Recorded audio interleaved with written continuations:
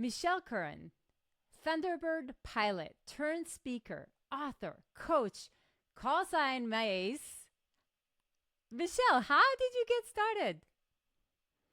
We got a lot to cover just to answer that question. Thanks for having me, first of all. I'm excited to talk, and especially with our overlapping backgrounds. But I kind of stumbled into aviation. I was not in a military family, not in an aviation family. And I grew up in a small town in north central Wisconsin, about 4,000 people, middle of nowhere. I just didn't have exposure to that world at all. I was a good student, had good grades, and as I, got to be like a junior in high school, my parents were like, "We don't have a college fund for you. Let's figure out scholarship opportunities." And the military ended up becoming the way to do that. And so people will be like, "Why'd you want to join the military?" And I wish it was, I want to serve my country and be part of this bigger thing and have this purpose. But at that age, as a 16, 17-year-old, it was a means to an end to get a scholarship. But then once I got into that environment, I ended up really thriving in that kind of structured, high stakes, high stress environment. And halfway through college, I was a criminal justice major. That's what I actually graduated with. I wanted to go be an FBI agent eventually. But halfway through college, we visited a base down in Florida, and I saw two F-15 fighter jets take off in full afterburner up close. And it was just a jaw-dropping, goosebump-inducing experience for me. And I was just like, forget the FBI. I want to go do that. And from there was a lot of work that had to happen, from deciding that was my dream to actually making it reality. But that was kind of the path as far as joining the military and then becoming a pilot. So you just said that this wasn't in your upbringing, not something that you were aware of. Why this? I mean, the chances of actually making it is so slim. What made Michelle say, "Let me be, whatever, 2 out of trillion people that actually make it," Michelle? I was just thinking about that recently. I just heard a quote about like the odds just recently that made me think, like, did I even realize how slim the odds were? And I don't think I did. I was young, I was driven, I had a lot of energy, my back didn't hurt yet like it does now.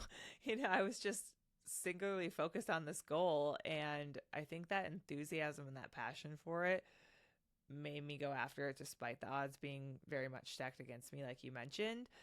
And I don't know if I knew what I know now, if I would have done it or not, but I just did, right? And it was just focusing on one step at a time. And that's what I tell people that reach out now and they're like, "I want to be a fighter pilot. How do I do that?" I'm like, don't focus on that as the end. Like, have that as your motivator, but you really have to, do the whole eat the elephant one bite at a time thing, because it's so overwhelming otherwise. You just have to focus on that next thing that's closest that you need to do well on, and just doing that again and again is how I eventually made it there. But yeah, two people in my class of 25 got fighter aircraft, and I mean, others, got screened out for medical stuff and never even made it to the class. So it is definitely a journey to actually make it happen. And it's incredible. And I think basically what you said is, I couldn't pay for college. So here I was becoming an F-16 pilot. Tell me a little more about that journey. Was there fear? Was there stress around it? Like, how did your parents take it? Like, tell me a little more about that. My parents were really supportive. They're, very patriotic, big supporters of the military in general. So they were supportive overall. I think my mom found it stressful to have me eventually flying fighter aircraft, but she was pretty good at not telling me that and just saying how proud they were. Once I left the military, she did tell me that she was glad that it was done.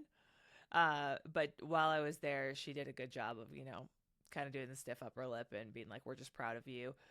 So I didn't get any pushback from them. If anything, they were like, "Yeah, go for it."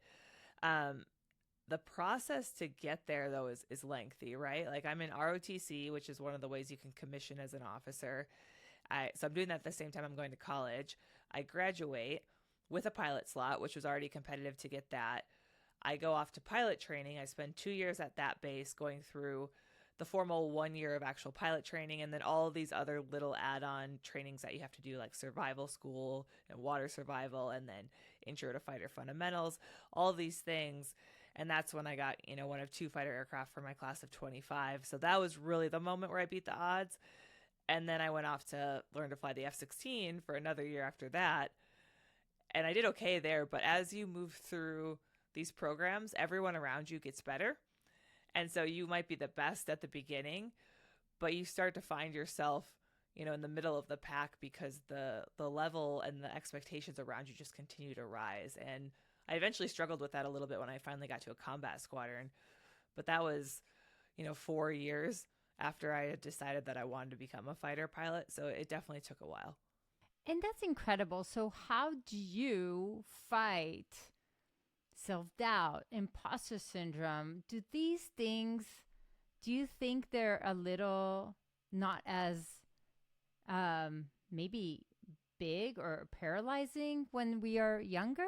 Or do you think you had some techniques to face them? What do you think helped you, Michelle? I think initially I was doing well. And so in all of those formal training programs, you're just getting constant feedback. You're being graded on every flight. You know where your flight ranking is. And I was just continuously doing well. I was working my butt off. It wasn't just being handed to me, but I was getting this feedback of how great I was doing in the program. And so that was very motivating, and that kind of kept that self-doubt from sneaking in. But what I found later, as I got to my first combat squadron in Japan, and I felt like I had put in so much work and learned so many things, and then I get to an actual operational squadron and I realized that was just the tip of the iceberg. And as far as tactics, I know nothing. And I struggled there for a while because it was just so complicated. And especially coming from being a criminal justice major, everything was just new to me. And that's where I started to really struggle with self-doubt. And so I don't think it was around being young or inexperienced. It was more about my identity being wrapped up in being a high achiever. And when that label started to waver, I kind of had an identity crisis. And I was like, what am I doing? I'm not good enough to be here.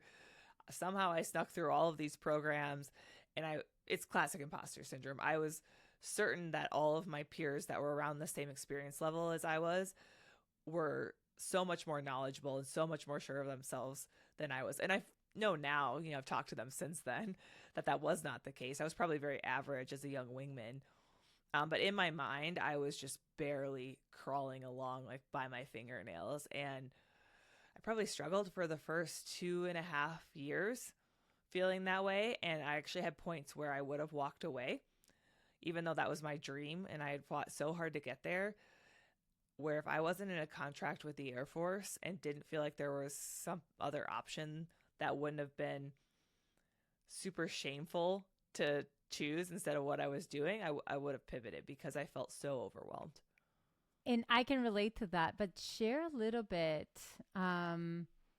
maybe one of those hard moments that you need to, despite the fear, despite the, am I good enough to get back up and go on that flight or do the test or, still show up? Yeah. And I think that's the anecdote, right? Like that is the antidote. That's the thing that keeps you making progress and eventually builds your confidence, is to just keep taking action. And even those days where I was really nervous about a flight, where I was flying with an instructor that I was intimidated by, or I didn't feel as prepared as I wished I was, just showing up and pushing through that discomfort and going and doing the thing, a lot of times it would actually go better than I had expected. And each time that happened, I proved to myself just a little bit more that I actually was capable. And so that like tiny building block, one at a time, took a long time, several years, like I said, but it eventually gave me a really strong foundation of not just believing in myself and confidence, but more believing that like, hey, even if stuff doesn't go perfectly and does go wrong, I can persevere through that, right? Like I'm strong enough to deal with it. And I think the only way to really get to that point is to experience setbacks and just realize that you are capable of overcoming them. So it can be uncomfortable in the moment, but that's really where you have to put in the work. And that is key, Michelle. And I hope all of you listening to this, because the challenges will always be there, but the suffering is a choice. And when you continue showing up, continue getting back up, continuing trying different things, you're always ahead of the game, right? And for you, Michelle, again, but you were in a male dominant environment. There's a lot of fear was flying. It gets speedy over there. I don't know if you felt sick to your stomach. I did. But so there's also physical things that you need to go through. How do you show up? Yeah, luckily I didn't deal with the sickness airborne, but as you know, like F-16 is high G forces. So you're pulling 9 times the force of gravity. So whether you're dealing with nausea or not, that is a serious stress on your body. And one of the things that happened to me when I was in Japan in those first few weeks of being in my new squadron is I had a near G lock, which G-induced loss of consciousness. I know you know that, but for your listeners, that's almost going unconscious from the G forces, from the blood being pushed out of your head by the force of turning that aircraft at high speeds. And for me, I think I had been a little bit naive. Like I had kind of had this idea of what a fighter pilot was and what the job entailed. And as much as society does, I think I glamorized it a little bit.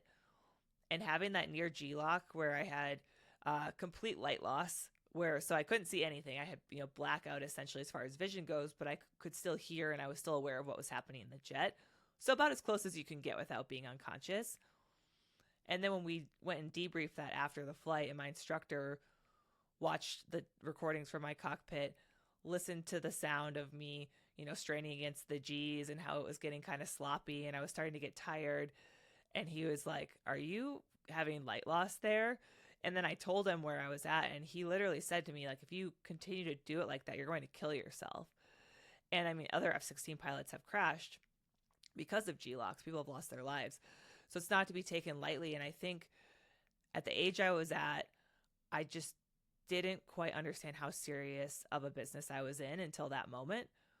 And so that was, that point where I was struggling and feeling like I didn't have the skills yet, along with being like, holy crap, like people die in this environment when they make mistakes. And that was for sure a wake up call, even though I knew that on paper, but conceptually knowing it and then having experience are two different things. And then you layer in the gender thing that you mentioned, being one of 2 women in a squadron of 50 pilots and being new and feeling like I needed to establish my reputation and my credibility. I was just constantly walking this line of trying to figure out what I would be okay with and what I would push back on. And was it okay if I laughed at a joke that was inappropriate? Was I doing women that would follow my footsteps a disservice if I did? Why was I responsible for establishing what was acceptable in the squadron? Like if someone said a dirty joke, everyone would turn and look at me and wait for my reaction. So I felt this extra burden of like how I react will literally determine the culture of this unit. And I'm 24 years old and I'm the youngest in the squadron. That's not my job, but it was. And so there's just so many different pressures from so many different directions. And the physical demands of the aircraft is for sure part of it.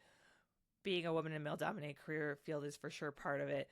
Being young and new and feeling like an imposter is for sure part of it. And when you add those all together, it felt debilitating for a while. And I can't even imagine. And here you are.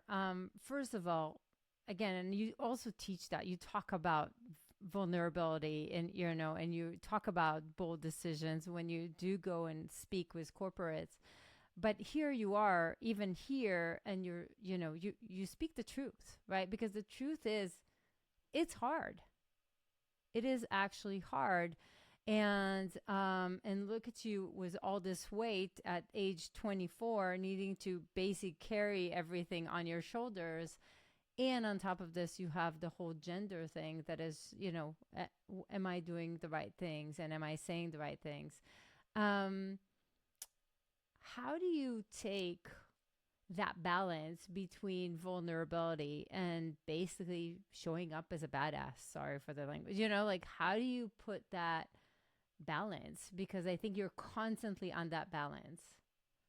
Yeah, and it can be hard to find, right? And there are moments when you have to be decisive, right? Like you can't let insecurity or questioning yourself make you hesitate in the aircraft, right? Like in that environment, you have to be decisive, you have to do the job. That can have serious consequences if you don't. But then you have the other side of that where you do have to be humble and you do have to be vulnerable and you do have to take feedback, and figuring out the time and the place for each was just a learning process. And I think people want a lot of times, especially when they're looking for motivational or inspirational kind of advice, they want a black and white. Like, you should always show up like this. But life exists in the gray areas. And some of that you have to just feel out and find what works when. But what I did find eventually is that showing up authentically as myself and being willing to let people know when I needed help and be vulnerable with those around me to find mentors and ask questions and seek out experts when I felt like I didn't know the answer. Once I realized that doing that was actually not a sign of weakness, that's when my confidence and my skills really started to grow. And that's what eventually led me to apply for the Thunderbirds, because, 3-4 years before I did, I would have said there was zero chance that I would ever do that, because I didn't think I was good enough to do that job. And while I was in Japan, going through that near G-lock, going through all that imposter syndrome, one of my ways of coping was to put this wall up and pretend that I had it all together, that I knew what I was doing, that I could do it all on my own, that I essentially felt like I had to prove myself all the time. And so despite there being great people in that squadron who would have mentored me, who would have spent extra time helping me with like the tactical areas that I was struggling with, they did not know I even needed help. Because if they came to me and asked, "Hey Mace, how are you doing? What do you need?" I would say I was fine. No matter how much I was struggling, I would say I was fine, because I didn't feel like I could show weakness in that environment. And I think what you just shared is incredibly important, even in leadership. We see it in corporate, we see it in entrepreneurship, we see it in a lot of environments. There's a lot of leaders that not really sure how to be leaders, so they're trying to become someone they're not.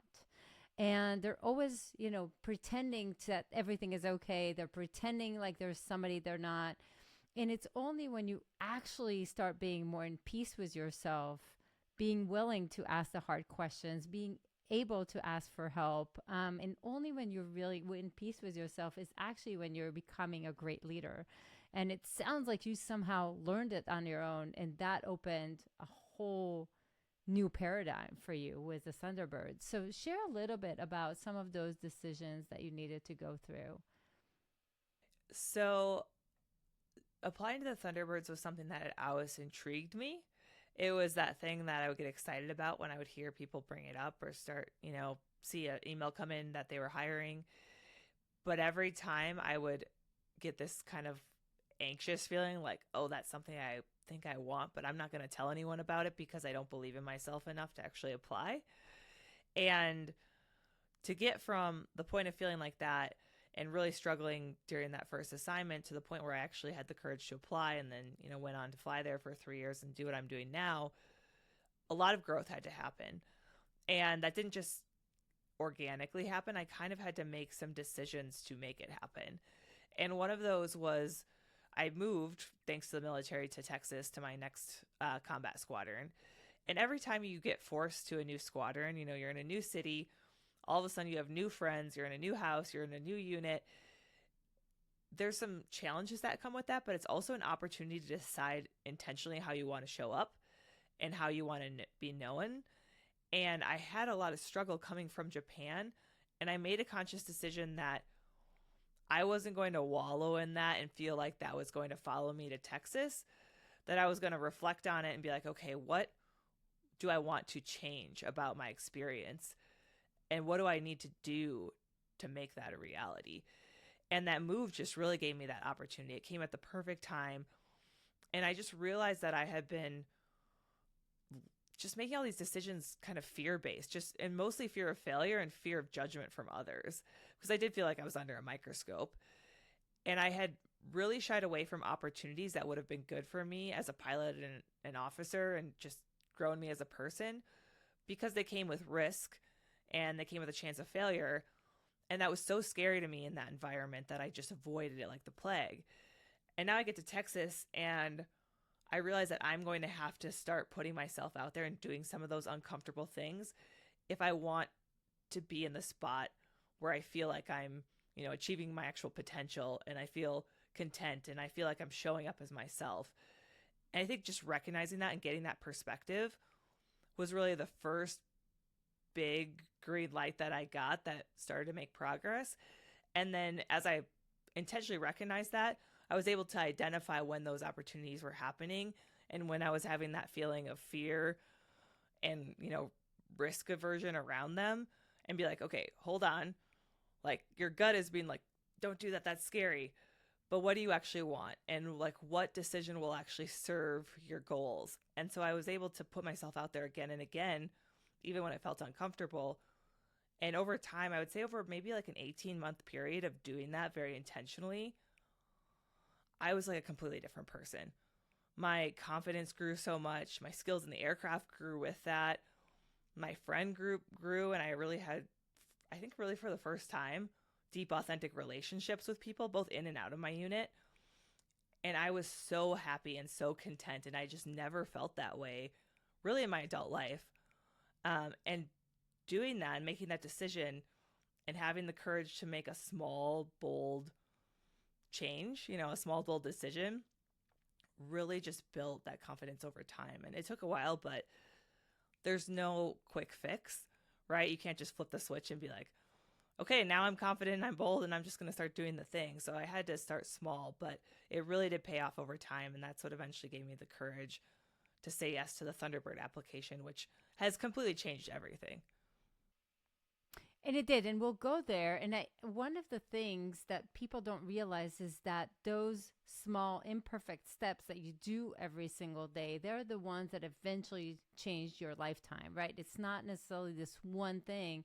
But what I also love about what you just shared is how you took a new environment, which some people will say that is uncomfortable to keep changing your environment. And on the other hand, you took it as an incredible opportunity to define the narrative, define what you want to be known for, to define who you want to become, and to make that, and start making, and again, you learn how to make that comfortable or the uncomfortable comfortable, right? And to just reinvent yourself there. But to me, also, one of the things that is really fundamental in what you just said, when you start making decisions based on hope and dreams and your goals versus the fear and doubt, your life changes. But share with us, why is the Thunderbird such a pivotal moment and what changed with it? I think applying to the Thunderbirds in the first place just felt like this huge leap of faith, and like it felt so uncomfortable, and the interview process felt so uncomfortable and intimidating. And to go through it and then to actually get chosen, that was again proving to myself that I actually was capable of more than I believed. And that was a big one, right? And so I don't want people to think though that that happened and I was just a really confident Thunderbird pilot and showed up on day one. I again found myself feeling like an imposter. I was more equipped to deal with it than I was as a new fighter pilot. And I think I dealt with it fine as far as the flying skill. Like there was so much to learn as far as flying formation and flying upside down close to the ground. And that is just not the type of flying we normally do in a tactical squadron. And so you almost feel like a beginner again. And I think I knew to expect that. And I was like, okay, I'm going to go through this with a completely different mindset than I did when I was a brand new fighter pilot. But the part that I still struggled with was now I'm a public figure. And again, being so few women flying fighters, I was the only female pilot for the Thunderbirds during the entire time I was there. And the fourth one to fly for the demo. And, the team was around for almost 70 years at that point. So I immediately became under the microscope again. And now it's just not my peers around me. It's the American people and it's social media and it's news outlets. And so it was this huge opportunity that ended up setting me up to go be a speaker and an author. But it also felt like if I made the tiniest mistake, everyone was going to latch onto that in a different way than they did for my peers. And it also felt like there was an immense pressure on me to be this perfect role model for girls, young girls, and for women. And I kind of compare it to being like a Disney princess, right? Like if you're dressed up as Cinderella at Disney World, you cannot have a bad day. you cannot have an off day, because that little 5-year-old girl that's coming up to meet you, and that's like what she's been dreaming of, and this one interaction of 90 seconds is the only time she's going to get to do that. That might be the 100th time you've had that interaction that day. And it can be very exhausting to be on and be outgoing and be charismatic and take photos and do all those things. But you have this internal contradiction because you feel so lucky and honored to be in that position that you feel like you can't ever say that it's hard. But it is hard. It is hard to be on all the time. And I did struggle with that. And again, feeling like I could show up authentically and find my identity when there's all these expectations of other people. And, social media adds another layer to that because you have all these keyboard warriors with their opinions that can reach out to you directly. And it's just crazy. But it did open so many doors. It continued to build my confidence. There were many uncomfortable moments. There were many extremely rewarding moments. And it really helped me find my next chapter and my passion of being that role model and inspiring other people. And despite that being really difficult, it became the thing that I found the most rewarding out of that entire job. The flying kind of became secondary. And that was what fueled me to go do what I do now. So that one assignment, having the courage to apply for it, getting hired for it, going through those 3 years, that sent me on a completely different trajectory than I would have had otherwise, right? I would probably either be flying for the airlines or still be in the Air Force. And I've only been doing this for 2 years. Like, who knows what's about to happen still? Who knows what the next 10 years look like? So many things will happen that would have never been possible had I not applied to that team. It's just such a good example of taking a leap of faith, doing something that you really are excited about, but it feels uncomfortable, pushing through that, and all the things that can happen because of it. Which is so inspiring on so many levels. What do you think? And again, together with social media, and we'll talk a little bit about what you do today. And obviously, you're an incredible speaker. I think people are already hearing some of this. But when you look, at those moments where there is social media, one of the things that at least I realize personally is that you really need to start creating an extra layer of thick skin, right? Because there's always going to be the people that are very inspired by you and they'll have ample of great things, but there's also going to be the naysayers and people that always find something negative to say. How do you create that extra layer of thick skin, Michelle? I did not do it well at first, I'll be honest. You could ask my husband. I would get very, I think, angry when people would say something that I felt was so unjustified or so incorrect.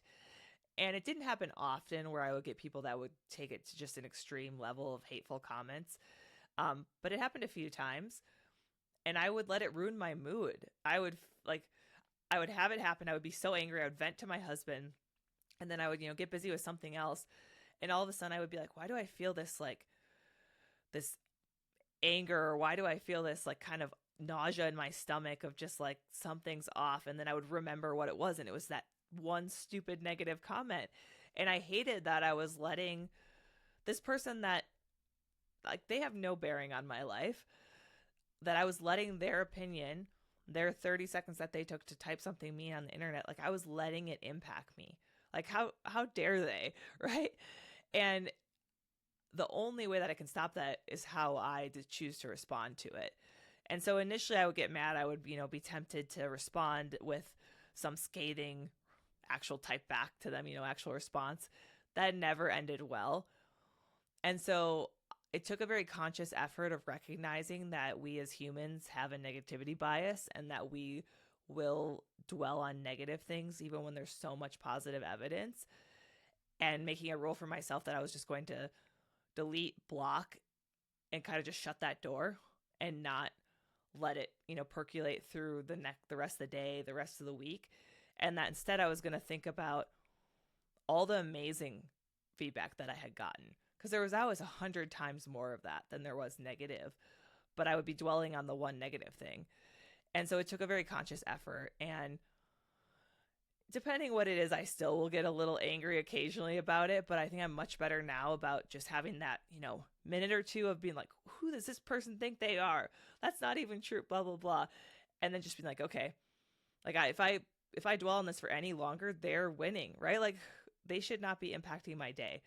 So now I'm better at like closing that door, compartmentalizing that, setting it aside and being like, what about that really amazing book review I got about this 3-year-old girl that has my children's book memorized, even though she can't read yet because she requested every single night for the last 2 months.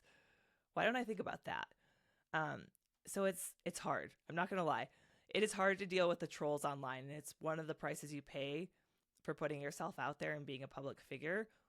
But the rewards far outweigh it. The positive reach far outweighs the negative. I totally agree. And I agree with every word you said because we're so good at leaning on the one negative thing when we actually have a pile of hundreds of amazing things. But you see it when somebody gets a rejection, when somebody, faces failures. Like we see it with every person, that every driven individual. And one of the things that we talk to our clients about is how there's always going to be failures. There's always going to be the rejection. The problem is, what do you make it mean? And if you take it down, and you're willing to go down with it, again, we're an incredible meaning making machine. If this one thing derails everything that we do, that's a really hefty price that we're paying. So everything you said just resonates really well with a lot of the people because that's life, really. It is. And I think there's a lot of things that we learn in high performance aircraft that you can take into the rest of the world that can help with that. Because you think about an emergency in the jet, and your primal instinct is to have that adrenaline rush, and that can lead to, that fight or flight feeling and not making the right decisions and letting your emotions and your fear kind of derail you. And you're taught very early on that you have to compartmentalize, you have to pause for a second.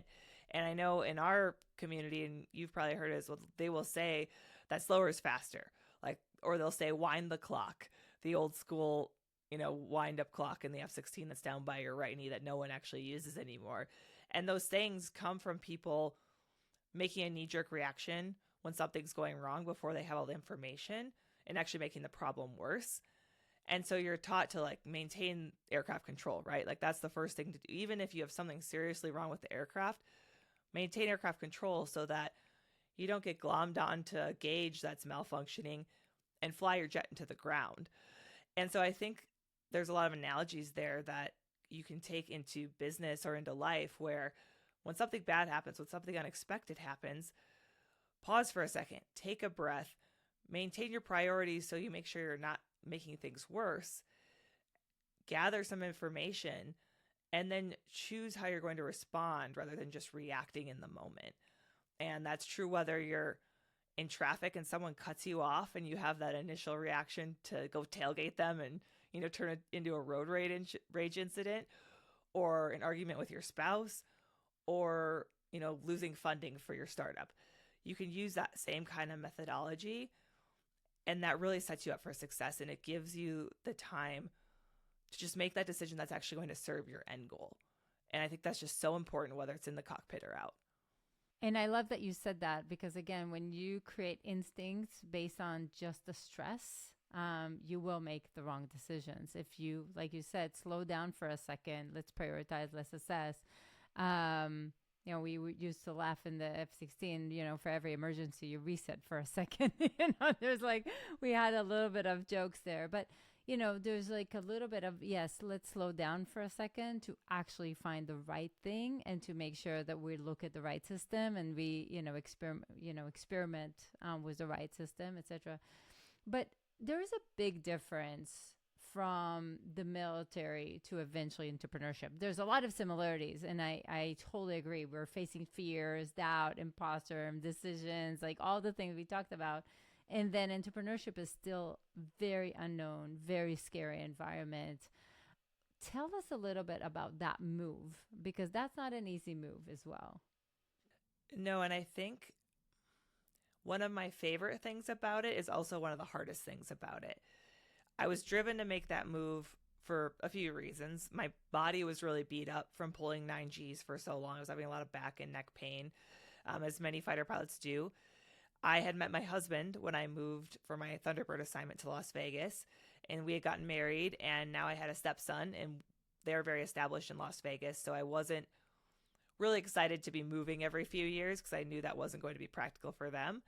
And then the third reason, and I think honestly the biggest one, was that I found this passion for using my story and my own struggles to help other people get through theirs, and seeing them go do big things that they didn't think they could do, or seeing them push through the discomfort and push through the fear because I was being willing to be vulnerable with them. That was just so incredibly rewarding that I couldn't imagine not doing it anymore. And I was like, I need to figure out a way to do this on the outside. And I think speaking kind of just filtered to the top because I was getting requests to speak while I was still on active duty and I couldn't do them at that point. And I was like, wait, this is an opportunity for me to tell my story and use it to really impact others in a big way. And with that move, though, there is no playbook, right? And I thrived in the military environment of here's the flight that you have to do, here's your objectives, here's your mission, here's the risk, here are the other players on the bad guy side, here's what you have on your side. It's very challenging and high stakes, but it's very regimented. It's very laid out. There are rules, there are regulations, there's a process for everything. Now to become a solo entrepreneur initially, where I am like Googling, how do I get a business license? QuickBooks, how the heck do I pay quarterly taxes? Like, I didn't even know what I didn't know. And there was no rule book other than the taxes part. And there was a lot of just trial and error. And what I found that was that showing up in a way that felt authentic to me. When I gave my very first speech, I booked it before I had a speech written. And I was like, okay, someone's about to pay me to speak for the first time. I need to nail this. And I sat down and I was like, I could show cool jet videos. I could talk about excellence and high performance, and they would be satisfied. But what in my career did I struggle with the most? What points did I feel like I was on the floor, like giving up? And I started to write about those. I sat down and wrote a script. And it felt so cathartic to me to share that stuff because I'd never told anyone about any of that. And all the way from that first assignment, that near G-Lock, the transformation I went through when I went to Texas, getting to the Thunderbirds and struggling with feeling like I wasn't the ideal Thunderbird, like I couldn't be this public persona that everyone wanted me to be. Sharing all of that in a way where it was so relatable because it was framed through my lens of experience, which was unique with the fighter pilot background, the Thunderbird background, but it was just the most relatable human problems that everyone struggles with. And so doing that felt so good and so authentic, and I still love that part of it. And so it's that freedom of creative expression where I just get to be me and I just get to tell my story without hiding anything, without anyone else's talking points. But what comes with that is there is no script and there is no playbook. And so you never know if you're quite doing it right. And you never know if you're quite missing out on opportunities because you made one decision or you didn't make another decision. And so it's a little bit of balance in there. And it's moments of extreme excitement and just feeling like you're on top of the world mixed in with moments of uncertainty and fear. And I think every entrepreneur can probably relate to that roller coaster. Oh, heck yes. So, first of all, absolutely. And that vulnerability is also what got you that trust. And that trust is probably a lot of it is what you bring with you, because in the military, you better trust your peers for many, many days, right? So it's pretty clear that you're bringing that with you. And then when you are on stage and you're sharing these incredible stories, you get the trust of others. And that's why you're able to get, more and land more speaking opportunities and, and grow this thing. But to me, a lot of it is that trust of like, Michelle gets me. Am I right? It's that connection. Yeah, that connection with the audience is everything. And when I look out at people and I'm telling a story about how I was really struggling and I see people tearing up, and then 10 minutes later, when I see them bending over laughing because I'm telling a different story and they're just so entertained by it, and we can go through those highs and lows together over, 30 minutes to an hour. And then especially when individuals come up afterwards and they say, I don't know how you knew, but that was exactly what I needed to hear today. Or I feel like you wrote that speech just for me. I felt you were talking straight to me and no one else was in the room. That connection is why I love doing what I'm doing, and it's why the audience has good things to say about my speaking. It's why I get booked for things. And I've kind of realized when I talk to other speakers, like, you can have all of the amazing graphics and you can have all of the amazing teaching points, but if you don't connect with the audience on an emotional level, they're not going to remember you, and they're not going to take what you taught them and do anything with it. And it's also just not as fulfilling on the stage if you aren't connecting. I love that. And the connection does come with challenges many, many times. So when you are open about those challenges, that's where you catch them. That's what you meet them where they are and where they want it. You take them higher. And so I love that. And then you have also two children's books, right? One that was just released, so Upside Down Dreams, and the one that was just released, right? What's Your Call Sign? Tell us a little bit about that desire to write for children and kind of where's your mission there, Michelle? Yeah, I think this is a really great story because it was a journey. I was with the Thunderbirds for the first year, so 2019. Early on in that show season, we went to the Smithsonian Air and Space Museum in Washington, D.C. We did an event there where we signed autographs. I was in my show suit. While I was there, I went into their bookstore, which has all kinds of incredible stuff. It's just great, full of aviation and space stuff that you can buy, everything from apparel to books. While I was looking at the kids' books, I saw that there weren't really any that had a female protagonist that was going to be relatable to little girls. There were a few historical ones for like Amelia Earhart, which of course can be an interesting story to kids, but I don't think they see themselves in that because it's so removed at this point. And so that day I literally told my friend who was on the Thunderbirds with me, I was like, I want to write a kid's picture book about a little girl that wants to be a fighter pilot. Not just a pilot, but a fighter pilot, because there was nothing like that. And so again, much like me deciding I wanted to become a fighter pilot, deciding that I wanted to do the thing and then actually making the thing happen were two very different things.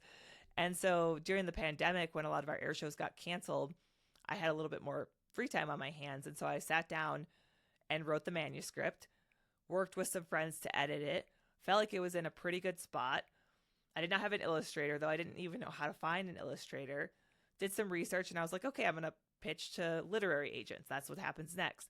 So I go on Publishers Marketplace, and I find like the top 15 children's literary agents in the country.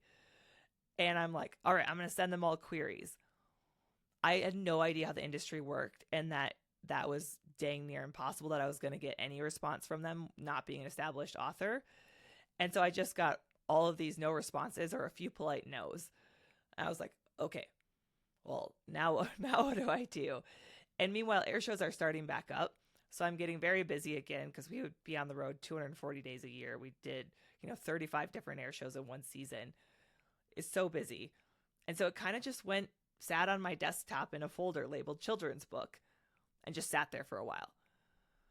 Then I eventually, made the decision to leave and start speaking. And right around the time I was transitioning out of the Air Force and I had my first speech booked, but I hadn't given it yet, someone connected with me on LinkedIn. And she was a ghostwriter, and she was reaching out to ask if I wanted to work with her on like a memoir or a personal development book. And I told her I wasn't ready to do that yet, but I'd written this children's book manuscript and I just didn't know what to do with it, but I wanted to get across the finish line. And she happened to know my now publisher, connected me on a meeting with her, didn't even have an agent involved at all. And we signed paperwork like the next week. They were like, we love this story. This is going to impact kids. Like, they're going to see themselves. It's going to inspire. I think about the new Top Gun Maverick and the fact there's a female pilot in it and how big of a deal it is for all of this generation of young girls to see Phoenix and see someone that looks like them in that role. And I just wanted my book to be another form of that. So it came out about a year ago. The reviews have been amazing. The anecdotes I get from parents are just incredible. And I really loved having those interactions with kids when I was in the uniform. And primarily doing corporate speaking, I don't get to do that anymore.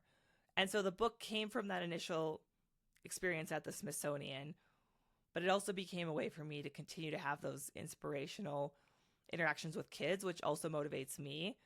And so there'll actually be 3 books in the series. So book 2 just came out, What's Your Call Sign? And then the next one will be around this time next year. So that one decision again at the museum in the bookstore being like, I want to write a book about a little girl that wants to be a fighter pilot. And then not just having that fleeting moment of inspiration and letting it go, but deciding that I was going to figure out how to make that actually a reality. It opened up the door to 3 books, and into my 3rd year of speaking, I'll have 3 books published, which I just never imagined. And it's just opened up the door for all kinds of cool opportunities. And it's really fun. It's a passion project. So it's just another great example of how you just got to start and go figure it out as you go. And that's what I tell people when I speak. I'm like, you have to believe in yourself enough to start even when you don't feel ready. And you have to just figure it out as you go. If you wait till you feel ready, you're not going to ever do it. And I love that you said that, because by definition, a driven person will always push the limits, will always push the boundaries, will always try to do things that are uncomfortable. So by definition, you're never going to be ready. And the difference is whether you're willing to take action or you just want to think about it, dream about it, procrastinate, and, just sit on it. And sadly, we have kind of a sad joke that, the richest place on earth is the graveyard, because that's where a lot of the ideas are. That's where a lot of the book ideas and the tech ideas and the startup ideas, and people are taking them with them instead of taking action. And I just love that you're taking action, and that's just beautiful to see. And that's why who you are. But share with us, we have a little bit of a tradition in the podcast where you kind of take a look at your younger self and give some advice that you wish somebody would have told you. What is it for you, Michelle? Yeah, I love this question. And I kind of mentioned it a little bit. I think back to the hardest point in my life, which was that first combat squadron assignment. And there was a lot happening in my life at that point. I also went through a divorce then. So you add on the struggles professionally, living in Japan on the other side of the world from my support network, trying to find my identity, feeling like an imposter, and then going through a divorce, which honestly felt like the first time I had really, really failed in my life, and just in a huge way. And I felt a lot of embarrassment and shame around that. And I felt like everyone in my squadron would think less of me because of it. And I realize now that that was not the case at all. But all of that at once, I was in a point where I was most definitely dealing with situational depression. And the military has gotten better about mental health issues and talking about them. But at that point, that would have been a huge sign of weakness in my eyes to tell anyone about that. So I just was struggling alone. And so when I think about that, I'm like, okay, what could have been said to me that would have changed things? What could I have done that would have changed things? And I think it comes down to that willingness to be vulnerable, to admit when you don't have all the answers, to admit when you need help.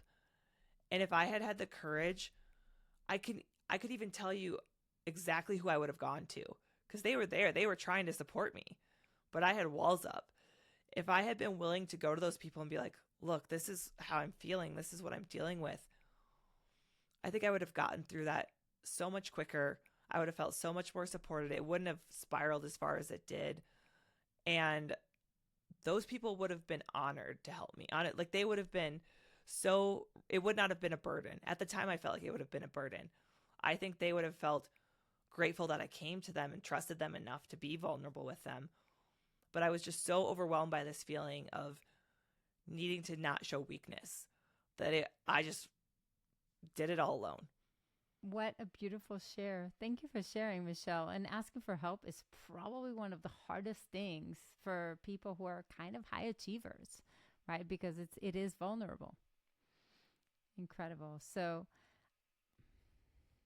yeah. So, anything else that you want to share with our audience? To me, this was really an inspiring conversation. I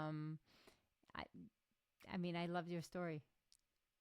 Thank you. And thank you for the opportunity to share it. And especially with you having experienced so many of the things I'm talking about, it's just really fun because you get it, you can relate. And I'm sure your audience has heard little bits and pieces of that over your interviews. And so they probably already have some sort of baseline knowledge. I think that it's really just the theme that's run throughout of that piece of courage. 'Cause I would get told a lot while I was flying for the Thunderbirds, like, you're so brave. I could never do that. I don't know how you're so brave and so courageous. And I never viewed myself that way. I felt afraid a lot. I felt uncomfortable a lot. I felt nervous a lot in the jet and out. And I think the key to my success was that I didn't let that stop me, right? Like fear and courage, they're interwoven. You don't have just one or the other if you're, finding success. You are still just moving forward despite the fear. That's where the courage comes in. And so fear was not absent. I was just able to use it to motivate me. I was able to use it to motivate me to be prepared, to put in the work. And it led to just such amazing rewards. You just cannot let it paralyze you. That's where the problem comes in. Ooh, that's so strong. And this is for just a beautiful reminder to all of you. Like, if you continue when most others stop, this is where you live a life that most will only dream of. And just continue. Just don't give up. Michelle, thank you so much for this conversation. Thank you for having me. This is amazing. I can't wait to hear how it's received, and hopefully someone listens to this and is like, that interview was done just for me. That was exactly what I needed to hear today. Absolutely. And you guys going to reach out to Michelle and let her know.